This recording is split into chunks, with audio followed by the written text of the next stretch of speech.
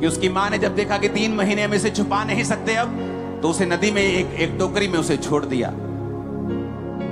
और वहां पर राजा की जो फिरौन की जो बेटी थी वो नदी के किनारे नहा रही थी, जबकि फिरौन की जो बेटियां होती थी वो नदी के किनारे नहीं नहाती थी। नदी के किनारे आम लोग नहाते थे, तो जो राजकुमारियां होती थी उनके लिए महलों के अंदर बने होते थे पूल जहां वो नहाती थी। लेकिन ये परमेश्वर की मर्जी थी, क्योंकि वो प्रेम करने वाला परमेश्वर है। ये परमेश्वर की विल थी, ये परमेश्वर की इच्छा थी, क्योंकि वो अपने लोगों को छुटकारा देना चाहता था। और वो मूसा जो जन्म जिसने लिया था वो परमेश्वर का एक नबी था, और उसके जरिए से परमेश्वर ने उनको छुटकारा देना था। तो बाइबल कहती है परमेश्वर ने रानी उस राजकुमारी के दिल से बात की कि वो जाए और नदी में नहाए। जब परमेश्वर आपको छुटकारा देना चाहता है मेरे भाइयों मेरी बहनों, वो बड़े बड़े योजनाएं आपके लिए करता है। ये मीटिंग मैं आपको बता सकता हूं, अगर मैं अपनी डायरी आपको दिखाऊं तो आपको 100 जगह के ऊपर मीटिंग्स मिलेंगी जहां लोग मीटिंग करना चाहते हैं, 100 जगह हैं। लेकिन जब मेरी टीम ने कहा आप कहां मीटिंग करना चाहते हो, मैंने कहा मैं बठिंडा में मीटिंग करना चाहता हूं। कहते वो तो लिस्ट में भी नहीं है। मैं कहा लिस्ट में नहीं है तो डालो लिस्ट में, क्योंकि जब परमेश्वर बात करता है तो मेरा ये विश्वास है, वो राजकुमारी के दिल से उसने बात की कि जा और नदी में जहां के नहा। तो बाइबल कहती है वो अपनी सखियों के संग नदी के किनारे नहाने के लिए चली, जबकि ये ऑर्डिनरी बात नहीं थी, आम बात नहीं थी, क्योंकि परमेश्वर जानते थे कि मूसा की माँ से मैं बात करूंगा कि वो मूसा को नदी में बहाए। और उधर राजकुमारी के दिल से परमेश्वर ने बात की कि तू नदी में जाके नहाए। इस तरह से मेरे प्रियो परमेश्वर आपके छुटकारे की योजना को बनाता है। आपको लगता है कि आप यहाँ वैसे ही आ गए हैं, आज किसी ने आपको मीटिंग के बारे में बताया आप यहाँ पे आ गए हैं, ऐसा बिल्कुल भी नहीं है। परमेश्वर ने आपसे बात की है यहाँ आने के लिए, और परमेश्वर ही आपका छुटकारा करेगा। आज हेवन आपके लिए ओपन होगा और आपके परिवार के लिए ओपन होगा, और एक बड़ा छुटकारा आपके जीवन में प्रवेश करेगा और आपके फाइनेंस में प्रवेश करेगा। वो परमेश्वर जो किसी धर्म या किसी जात से जुड़ा हुआ नहीं है, वो जो मेरा और आपका और सब जगत का परमेश्वर है, उसने आज योजना बनाई है आपको छुटकारा देने की, आपको बचाने की, आपको चंगा करने की, आपको आजाद करने की। हजारों परिवार आज यहाँ होंगे जो नशों से छुड़ाए जाएंगे। आमीन। ऊंचा दे बरकत तुम्हारी होगी चर्च। हालेलुया। वचन क्या कहता है? वचन कहता है कि उसकी जो छोटी बेटी उस टोकरी का पीछा कर रही थी, तो उसने देख लिया, रानी ने वो बच्चा उठा लिया। वो रानी के पास चले गई, बच्चा रो रहा था, रानी से चुप नहीं हो रहा था, उसके बहुत कुछ हिलाया डुलाया, चुप नहीं हो रहा था। छोटी बेटी ने कहा, कहती तू चाहती है कि मैं कोई दूध पिलाने के लिए इसके लिए धाई ले आऊं? कहती हाँ ले आ। तो उसने मूसा की माँ को ही वो बच्चा वापिस कर दिया। और वचन कहता है कि एक तो मूसा की माँ ने अपना ही बच्चा पाला और परमेश्वर ने उसे उसके लिए मजदूरी भी दी। और वचन कहता है 11 आयत में, जब मूसा जवान हुआ तो बाहर जाकर अपने भाई बंधुओं के पास उनके दुखों की ओर दृष्टि करने लगा। मूसा को यह मालूम था कि वो एक इब्री है, वो मिस्री नहीं है। मूसा को अंदर से मालूम था कि वो ये नहीं देख सकता जो उसके आंखों के सामने हो रहा है। उसने देखा कि मिस्री जन उसके एक इब्री भाई को मार रहा है। उसने इधर उधर देखा, मूसा ने कि कोई नहीं है, और मिस्री को मार डाला और रेत में छुपा दिया। दूसरे दिन जब बाहर जाकर उसने देखा कि 2 इब्री पुरुष आपस में फिर मारपीट कर रहे हैं, उसने अपराधी से कहा तू अपने भाई को क्यों मारता है? उसने कहा किसने तुम हम लोगों पर हाकिम और न्याय ठहराया है? मूसा, जिस तरह तूने कल मिस्री को मार दिया था, क्या तू हमें भी मारना चाहता है? मूसा ये सोचकर डर गया कि ये बात खुल गई है। और जब फिरौन ने ये बात सुनी कि मूसा ने उसके एक आदमी को मार दिया है, तो मूसा को घात करने की युक्ति की। तब मूसा फिरौन के सामने से भागा और मिधान देश में जाकर रहने लगा, और वहां वह एक कुएं के पास जाकर बैठ गया। वचन कहता है कि जब मूसा जवान हुआ, बाहर निकला, क्योंकि वो एक राजकुमार था, लेकिन उसके अंदर मालूम था कि वो एक आम व्यक्ति नहीं है। उसकी कॉलिंग उसको बताती थी उसके अंदर से कि जब वो इब्रियों को मार खाता हुआ देखता था, मिस्री उसको मारते थे, तो वो भी एक मिस्री की तरह था, मिस्री राजकुमार था। लेकिन वचन कहता है वो उनको देखकर दुखी होता था। लेकिन मूसा को एक बात समझ आनी चाहिए थी कि अगर आपको छुटकारा चाहिए तो आप शरीर के द्वारा छुटकारा नहीं ले सकते, आपको आत्मिक होना पड़ता है। तो मूसा उस समय इब्रियों को छुटकारा अपनी पावर से देना चाहता था कि मैं राजकुमार हूं तो मैं अपनी पावर यूज करूंगा, लेकिन वचन कहता है उन इब्रियों ने उसको कहा कि किसने तुझे हम पर हाकिम ठहराया है, और उसे रिजेक्ट कर दिया। मूसा को मालूम होगा कि ये बात खुल गई है कि मैं कत्ल मैंने किया है, तो वहां से वो भागा, मिधान देश में परदेशी होकर रहने लगा। वहां पे एक याजक की भेड़ बकरियों को चराने लगा और उसकी लड़की से शादी करके वहीं सेटल हो गया। 40 साल वो उनकी भेड़ बकरियों को चराता रहा। 40 साल बाद परमेश्वर ने दर्शन दिया और कहा, मूसा, जिस काम के लिए अब तू पैदा हुआ है उस काम के लिए तैयार हो जा, क्योंकि मैं तुझे इस्राएलियों को छुड़ाने के लिए भेजने वाला हूं। और वचन कहता है मूसा फिर गया और इस्राएलियों को छुड़ाया। न्यायों 6 उसकी 1 आयत में लिखा है, तब इस्राएलियों ने यहोवा की दृष्टि में बुरा किया, इसलिए यहोवा ने उन्हें मिधानियों के वश में 7 वर्ष तक रखा। और मिधानी इस्राएलियों पर प्रबल हो गए, और मिधानियों के डर के मारे इस्राएलियों ने पहाड़ों के गहरे खड्डों, गुफाओं और किलों पर अपने निवास बना लिए। जब जब इजरायली बीज बोते, मिधानी, अमालेकी और पूर्वी लोग उन पर चढ़ाई करके अज्जा तक छावनी डालकर भूमि की उपज नष्ट कर डालते, और इजरायलियों के लिए ना भोजन वस्तु, ना भेड़ बकरी, ना गाय बैल और ना गधा छोड़ते थे। और 5-6 आयत बढ़ेंगे, मिधानियों के कारण इजरायली बड़ी दुर्दशा में पड़ गए। तब इजरायलियों ने यहोवा की दुहाई दी।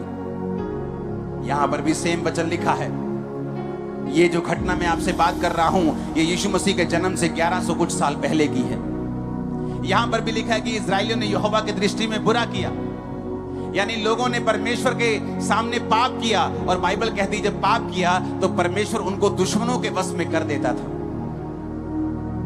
आज हमारे दुश्मन कोई शारीरिक लोग नहीं है, किसी धर्म के, किसी समाज के, कोई पॉलिटिकल पार्टी, क्रिश्चियन लोगों के दुश्मन नहीं है। वचन कहता है कि जब उन्होंने यहोवा की दृष्टि में बुरा किया तो परमेश्वर ने उन्हें एनिमी के, दुश्मन के वश में कर दिया। वचन कहता है कि आज तुम्हारी लड़ाई मांस और लहू से नहीं, बल्कि शैतान से, अंधकार की शक्तियों से है।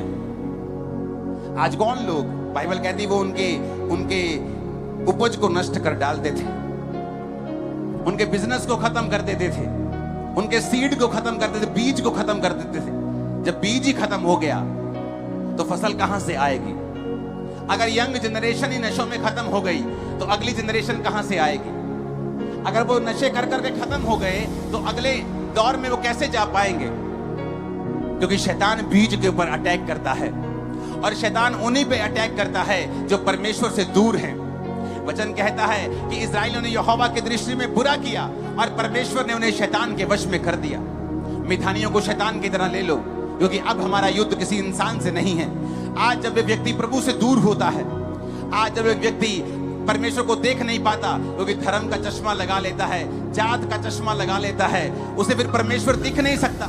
अगर परमेश्वर को देखना है तो अपने आप को संसार से दूर करके, अपनी आत्मिक आंखों को खोल के हमें परमेश्वर को देखना पड़ेगा कि परमेश्वर किसी धर्म या जात का नहीं, परमेश्वर मेरा परमेश्वर है जिसने मुझे पैदा किया और वो मुझे छुटकारे में देखना चाहता है। बाइबल कहती है जब इस्राएलियों ने परमेश्वर की दृष्टि में बुरा किया तो उसने उन्हें मिधानियों के वश में कर दिया और वो उनके बीजों के ऊपर हमला करने लगा।